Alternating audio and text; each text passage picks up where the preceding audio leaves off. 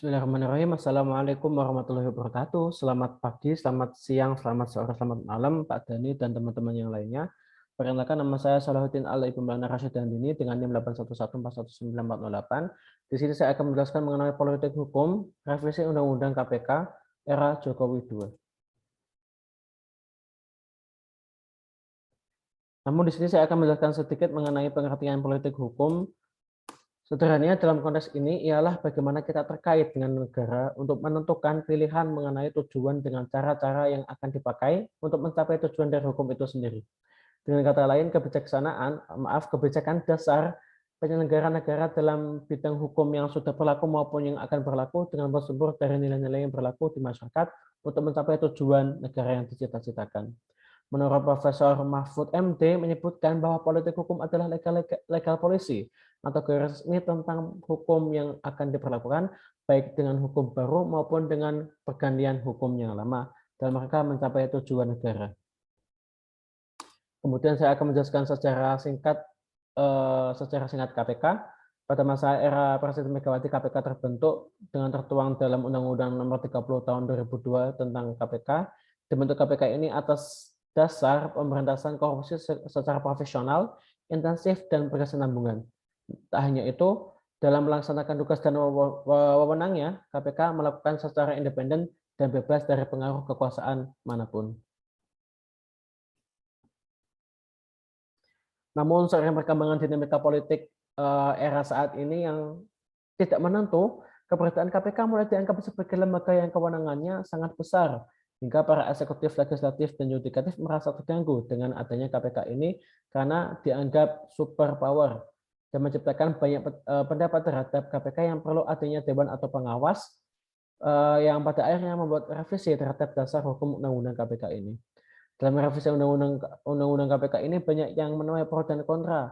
Dalam konstitusi, perubahan suatu produk hukum adalah hal yang sangat wajar karena itu di bawah naungan kewenangan legislatif yang tentunya harus sesuai dengan proses politik hukum yang berjalan saat itu, yang mana harus melihat hukum mana yang akan diperlakukan dan dicabut demi mencapai tujuan bernegara. Maka dari itu saya akan sedikit meneliti bagaimana politik hukum mengenai revisi Undang-Undang KPK dan khususnya tentang beberapa poin yang mendapatkan banyak perdebatan di masyarakat dan para ahli, yaitu mengenai poin perubahan penambahan Dewan Pengawas di KPK itu sendiri.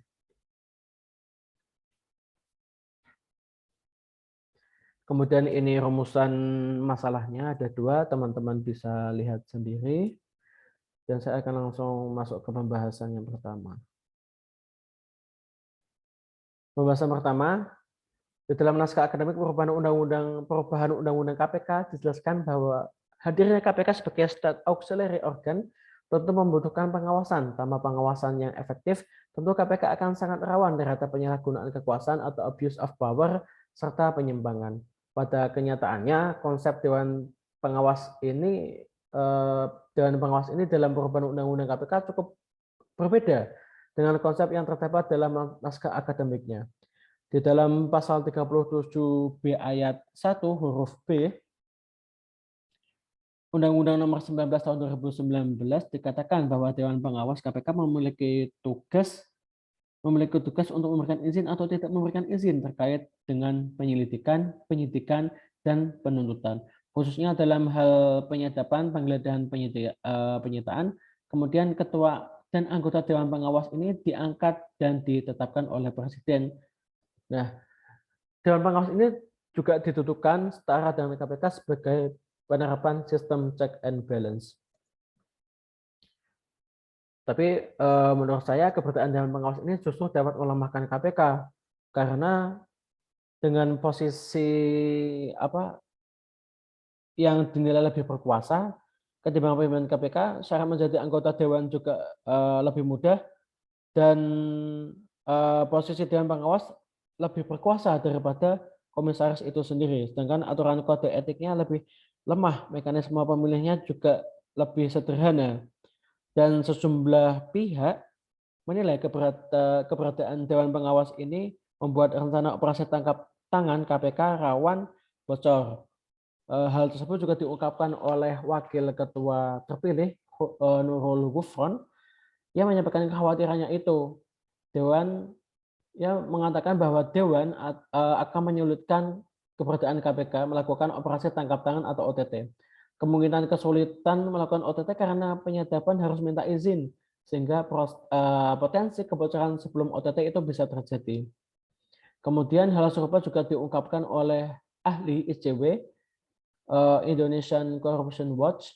Ia menolak seluruh konsep Dewan Pengawas Komisi Pemberantasan Korupsi atau Dewas KPK yang merupakan struktur baru dalam tubuh KPK berdasarkan Undang-Undang Nomor 19 tahun 2019 tentang perubahan Undang-Undang KPK. Ia menilai ada beberapa alasan penolakan tersebut. Yang pertama, secara teoretik KPK itu termasuk rumpun lembaga negara independen yang tidak mengenal konsep lembaga Dewan Pengawas. Sebab yang terpenting dalam lembaga negara independen adalah membangun sistem pengawasan. Lagi pula di dalam Undang-Undang KPK yang lama ditegaskan bahwa KPK itu sudah ada yang mengawasi, yaitu lembaga BPK, DPR, dan Presiden. Namun hal sebaliknya diungkapkan oleh Arteria Dahlan dari fraksi PDIP. Arteria Dahlan ia menegaskan bahwa revisi Undang-Undang KPK ini merupakan langkah untuk menegaskan posisi lembaga penegak hukum. Serta banyaknya temuan di lapangan mengarah indikasi yang buruk seperti adanya orientasi sembarangan, melakukan penangkapan dan penyadapan yang dilakukan tidak ada pengawasan, yang tidak ada pengawasan. Hal ini merupakan salah satu bentuk pelanggaran HAM menurut Arteria Dahlan. Hal serupa juga diungkapkan oleh Staf Menteri Hukum dan HAM Yasona Lawi. UU KPK-nya perlu dilakukan karena revisi UU KPK-nya perlu dilakukan karena agar terciptanya check and balance.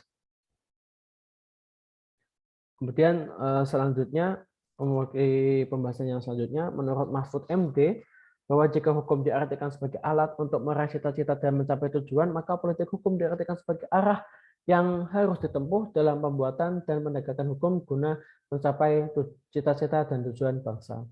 Komisi Pemberantasan Korupsi atau KPK adalah lembaga yang dibentuk sebagai kehendak bersama untuk menuntaskan agenda reformasi yang menginginkan adanya lembaga yang mampu melakukan pemberantasan korupsi dengan efektif dan efisien di luar lembaga penegak hukum lainnya yang selama ini dianggap terlalu lambat atau bahkan dikatakan gagal dalam melakukan pemberantasan tindak pidana korupsi seperti itu.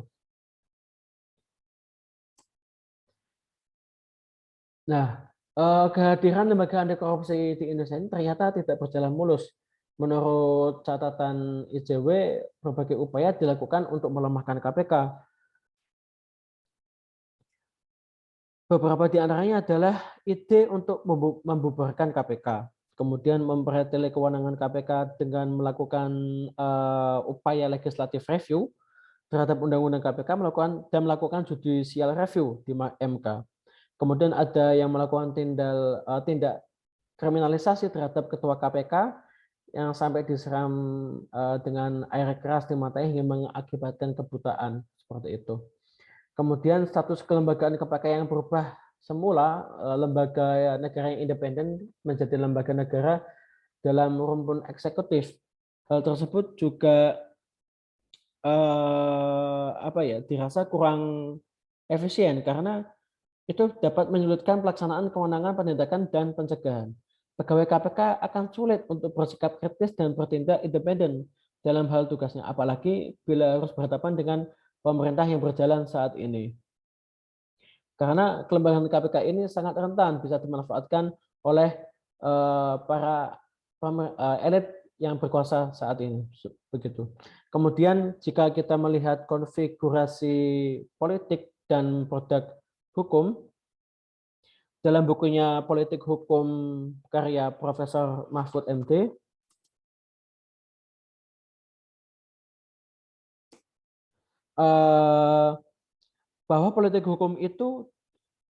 bahwa politik itu determinan atau penentu atas produk hukum.